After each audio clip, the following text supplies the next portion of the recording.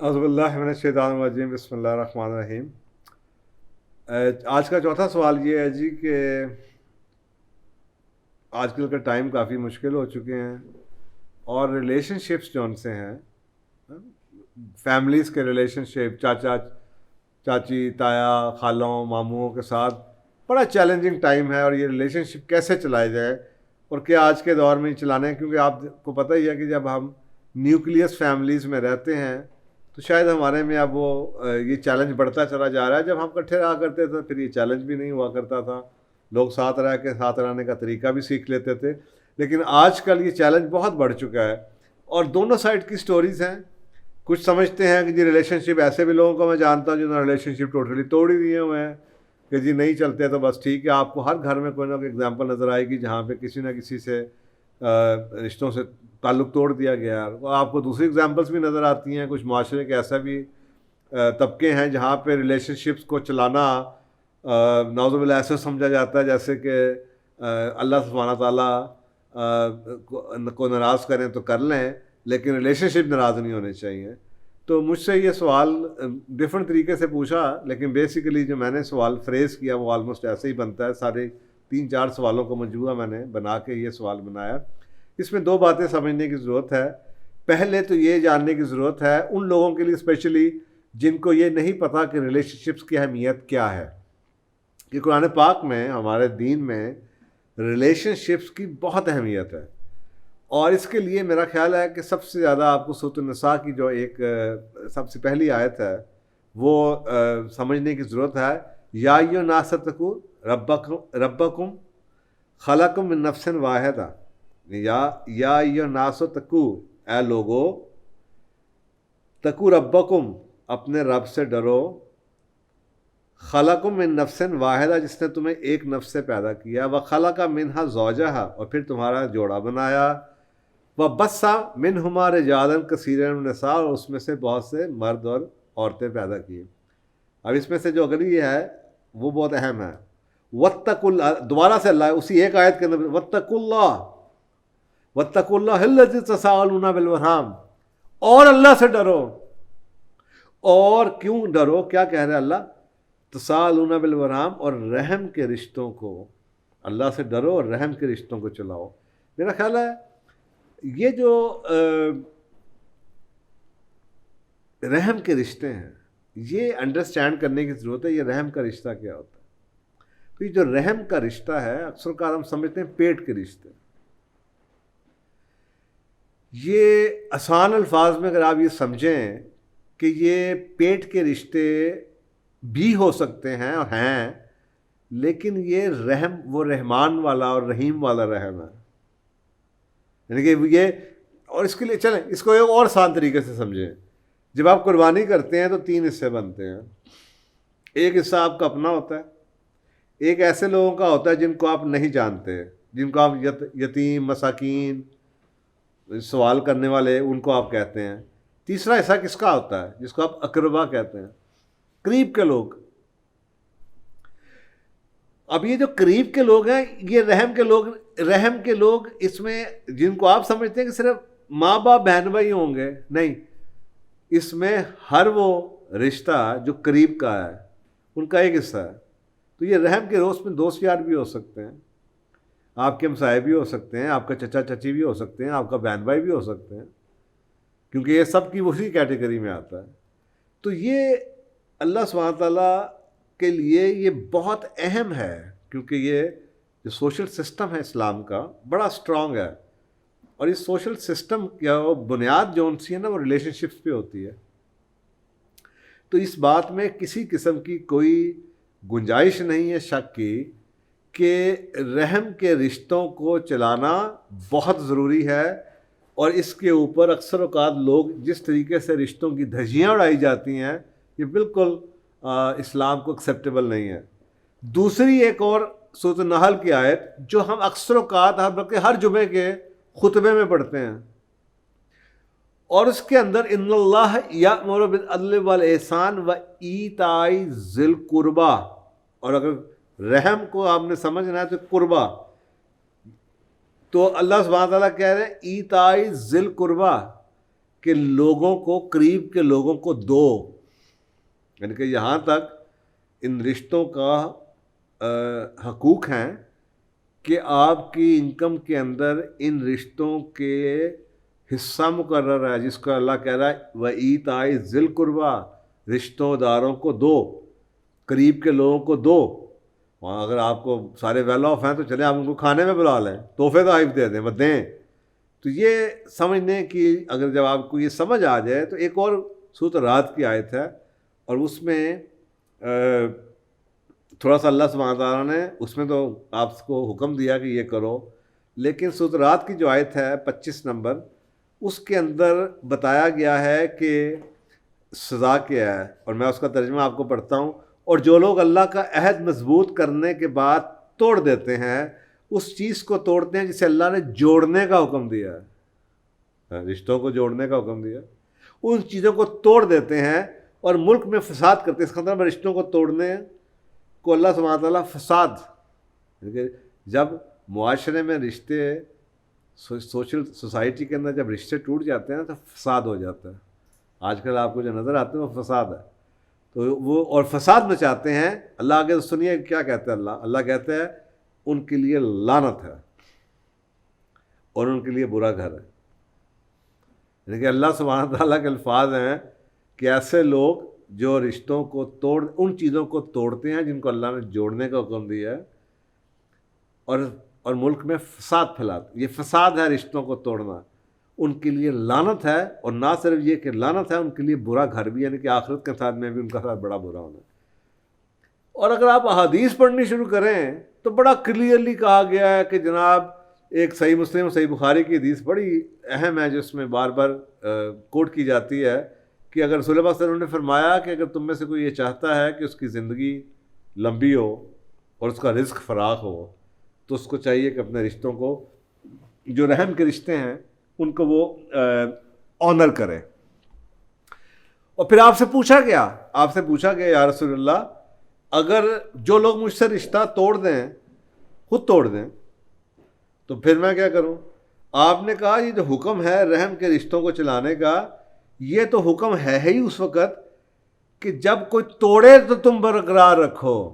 یعنی کہ اکثر اوقات میں لوگوں سے سنتا ہوں، اور جی میں کی کرا انہیں مینو جناب کروں کر دیتا، میرا دماغ خراب ہے، میں دوبارہ کال کرا، میرا قصور ہی نہیں ہے گا۔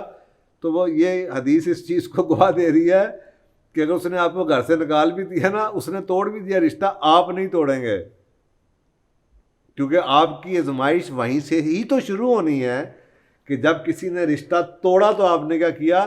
جو آپ کو کھانے میں بلا رہا ہے، جو آپ کو جناب دعوتیں ہو رہی ہیں، آپ اس کے گھر جا رہے ہیں، ادھر جا رہے ہیں، تو اس کا تو حساب کتاب تو برابر ہوتا چلا جا رہا ہے، وہ تو آپ تو اپنے لے اور دے کے اندر اس کو آپ نبھا رہے ہو۔ اصل نبھانا تو وہاں سے شروع ہوگا جب آپ کے ساتھ کوئی رشتہ توڑے اور آپ اس رشتے کو برقرار رکھیں۔ تو یہ تو ہو گیا جناب اس کی اہمیت، کہ اس پہ تو کسی قسم کا کوئی شک نہیں ہے۔ لیکن میں اکثر اوقات لوگوں کو دیکھتا ہوں کہ ان رشتوں کو نبھانے کے لیے ان کی انڈرسٹینڈنگ یہ ہے کہ نعوذ باللہ شاید یہ رشتے خدا سے بھی اوپر چلے گئے۔ ماں نے فون کر دیا تو جناب بیوی کے ساتھ لڑائی شروع کر دی، اب وہ اپنی طرف سے ماں باپ کی فرما برداری کر رہے ہیں کہ یہ تو اللہ کا حکم ہے۔ یا رشتوں کے احترام کے اندر خدا تعالیٰ کے حقوق کا ستیہ ناز پھیرا جا رہا ہے، جھوٹ بول رہے ہیں، دھوکہ دے رہے ہیں، فراڈ کر رہے ہیں، یا یہ سمجھتے ہیں کہ یہ رشتوں کو ہر حال میں چلانا ضروری ہے۔ نظر آ رہا ہے کہ وہ جو رشتہ دار ہیں وہ یہ دیکھیں، یہ جب قرآن پاک میں یا حدیث کا ذکر کیا جاتا ہے نا، تو وہ جیسے ہم سائنس میں تھیوری ہوتی ہے نا کہ جی ایوری تھنگ کانسٹنٹ، تو پھر یہ اپلائی ہوگا۔ تو آپ کو یہ سمجھنا چاہیے کہ اس میں بھی ایک معاشرے کا ذکر کیا جا رہا ہے، ایک معاشرے کا، اور یہ ایزیوم کیا جا رہا ہے کہ معاشرہ آرڈنری ہے۔ لیکن اگر آپ کے ایسے اور معاشرے کے اندر یعنی کہ سارے لوگ سادھرا، یہ کہاں بھی آئی ہیں؟ مدینہ میں۔ یہ مدینہ کے معاشرہ تھا. مدینہ کے معاشرے میں آپ یہ ایکسپیکٹ نہیں کر سکتے کہ ساری کی ساری سوشل ایولز ہو رہی ہوں, کیونکہ آپ کے سامنے اگر یہ انڈرسٹینڈنگ ٹھیک ہوتی تو مکہ سے ہجرت نہ ہوئی ہوتی. آپ کے سامنے مکہ میں رشتے ٹوٹے ہیں. یہ بڑی فائن لائن ہے. میں نے یہ میرا خیال پہلا پروگرام تھا جس میں ایک سوال پوچھا گیا تھا, اسلام میں ماڈریشن کیا ہے. میرا خیال ہے ہم ادھر ہی پھنسے ہوئے ہیں, ہمیں ماڈریشن کو سمجھ نہیں آتی. ایک ایکسٹریم ہے رشتوں کو توڑ دینا, اور یہ توڑنا اپنی نفس کے اوپر. وہ دیکھیں مجھ سے اللہ سبحانہ تعالیٰ اپنی نفس کے اوپر جس چیز کا میرے پاس اختیار ہے, میرے پہ نفس کے اوپر میری پکڑ تو ہو سکتی ہے, لیکن اس کوسچن کے اوپر بھی سمجھنے کے لیے ہیبٹ نمبر 9 کو شامل کر لیجئے. اور ہیبٹ نمبر 9 کہتی ہے begin with the beginning in mind. میں کون ہوں اور میں کہاں سے آیا تھا؟ میں خلیفۃ اللہ فی الارض ہوں, اور میری زندگی کا مقصد تیرے دین کی سرفرازی. اس کا مطلب ہے کہ یہ آیت اس چیز میں آ رہی ہے, اگر میں اپنی نفس کے لیے کسی کو چھوڑ دوں, میرا خیال نہیں کیتا, میرا دھیان نہیں رکھتا, میری عزت نہیں کرتا, مینوں روٹی نہیں چنگی کھواندا, مینوں گھر بلاندا نہیں, مینوں تحفے نہیں دیندا, میرے سے بدتمیزی کی ہے. مزے کی بات ہے ان چیزوں پہ ہم رشتے توڑتے ہیں, ایسے توڑتے ہیں. میری بیوی کو جناب اس نے باہر کھڑا کر دیا, میرے بچوں کا دھیان نہیں کیا, ایک بندہ ہے گا. اللہ اس چیزوں پہ رشتے نہ توڑنے کا حکم دے رہا ہے, اور جن چیزوں پہ رشتوں کو توڑنے کا حکم ہے اس کو ہم نہیں سمجھتے. تو دیٹ مینس جہاں پہ نفس ہوگا, مین ورسز مین ہوگا, دو خلیفہ ہیں آپس میں لڑ رہے ہیں, ایک دوسرے سے رکھ رکھاؤ میں, وہ میری نفس کا امتحان ہے. اس شخص نے میرے ساتھ زیادتی کی, اس رشتہ دار نے میرے ساتھ زیادتی کی, اس رشتہ دار نے مجھے گھر بنانا چھوڑ دیا, اس رشتہ دار نے یہ کرنا چھوڑ دیا, میرے بچوں کا دھیان کرنا چھوڑ دیا, گفٹ دینے چھوڑ دیے, وغیرہ وغیرہ. وہاں پہ میری نفس کا امتحان ہے, میں رشتہ نہیں توڑوں گا. لیکن اگر میں نے یہ جان لیا اور سمجھ لیا کہ میں اللہ سبحانہ تعالیٰ کا خلیفہ ہوں, اور میں اللہ کے دین کی حفاظت کے لیے یہ نافذ کرنے کے لیے آیا ہوں, اور اللہ سبحانہ تعالیٰ کے دین کے اگینسٹ میں کچھ نہیں ہوں گا, تو میں کسی ایسے رشتہ دار سے اگر بائیک آؤٹ کروں جس کے گھر میں خنزیر آتا ہو, جو بینک میں کام کرتا ہو, یا جس کے گھر میں نان پائس یا جسے ہم اسلامک ٹرمینالوجی کے اندر حلال کا ورڈ یوز کرتے ہیں, حلال انکم نہیں ہے, رشوت آتی ہے, گھر میں ٹیلی ویژن لگا ہوا ہے, ناچ گانا لگا ہوا ہے, کپڑے صحیح نہیں پہنے جاتے, اسلام کی دھجیاں اڑائی جاتی ہیں, سوشل سسٹم کے اندر پھنسے ہوئے ہیں, پردے کا احترام نہیں کیا جا رہا.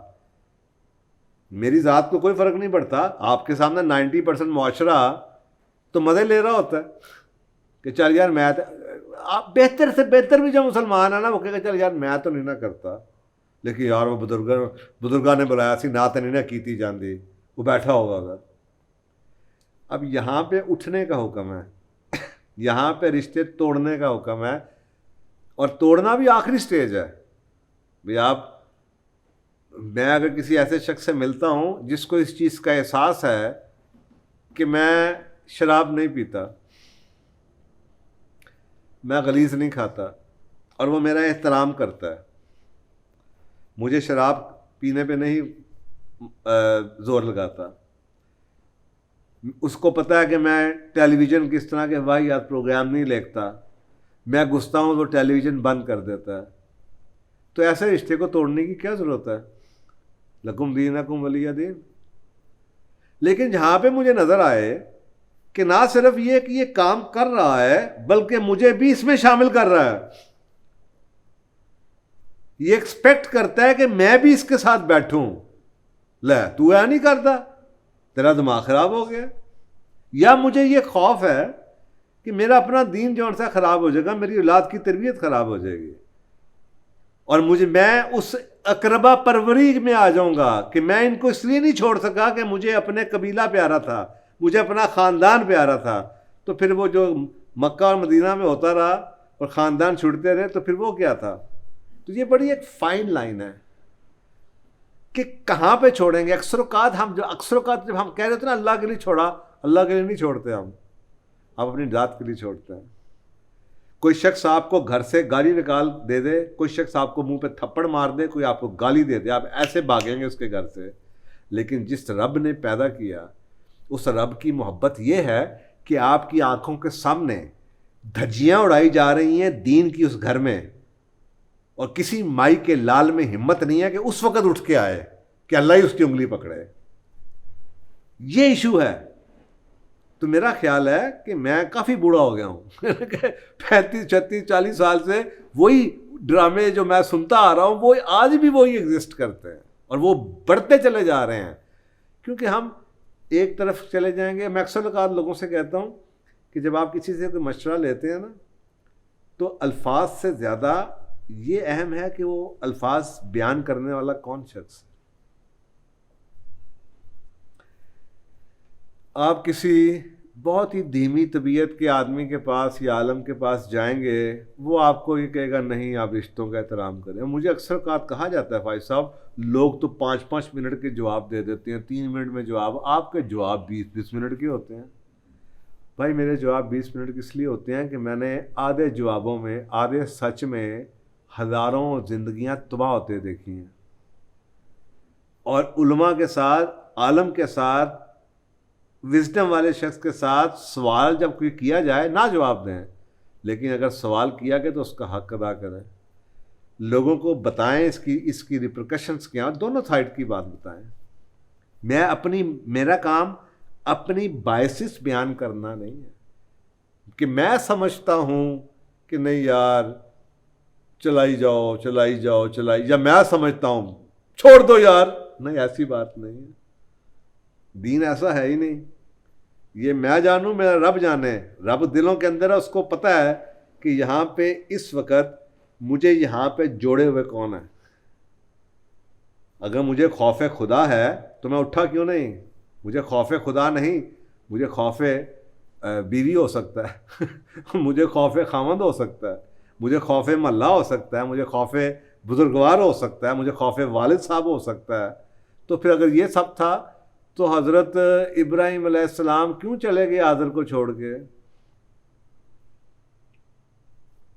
وہ بھی انجوائے کرتے.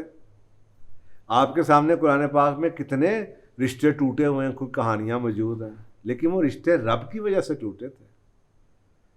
تو یہ اس کو بڑی ایک فائن لائن کر لیجئے, اور دل سے ایک دفعہ نہیں, جہاں تک آپ کا اختیار ہے رگڑا کھانے کا, بےزتی سہنے کا, حق مروانے کا, گالیاں کھانے کا, وہاں پہ میرا مشورہ یہ ہوگا کسی کے پاؤں بھی پڑے تو رشتوں کو چلائیے گا.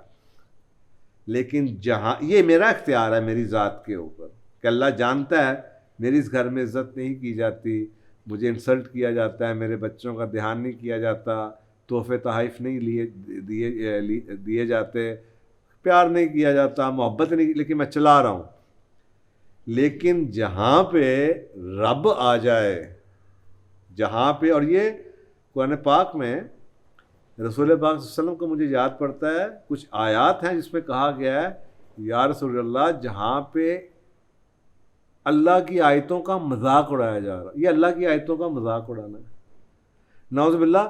آپ کو مسلمانوں کے اسٹیٹ کے اندر ایسا نہیں نظر آئے گا کہ ہم خود اب تو یہ بھی ورسٹ کیس سینیریو کہیں نہ کہیں نظر آئی جاتا ہے جو بالکل ہی بگڑے ہوئے ہیں, جہاں پہ اللہ کے نعوذ باللہ ڈائریکٹلی وائلیٹ کیا جاتا ہے. لیکن مذاق اڑانا کیا ہے کہ اللہ کہہ رہا ہے مکس گیدرنگ میں یہ نہ کرنا, ڈانس گانا ناچ نہ کرنا. آپ دیکھتے ہیں جناب شادیوں میں بوڑھے بوڑھیاں ناچ رہی ہیں, تو یہ کیا ہے؟ اللہ کی آیات کی نافرمانی ہو رہی ہے.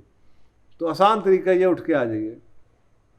لیکن جہاں پہ آپ کو لگے کہ اب یہ جنگ شروع ہو گئی ہے, انہوں نے آپ کو کنونس کرنا شروع کر دیا ہے, وہ آپ کے اس چیز کا خیال نہیں کرتے, تو ٹھیک ہے السلام علیکم رکھیں. اگر آپ کو لگے کہ جانا تو آپ فون پہ بات کرتے رہیں, رشتے کو نبھا لیں, لیکن جانا چھوڑ دیں.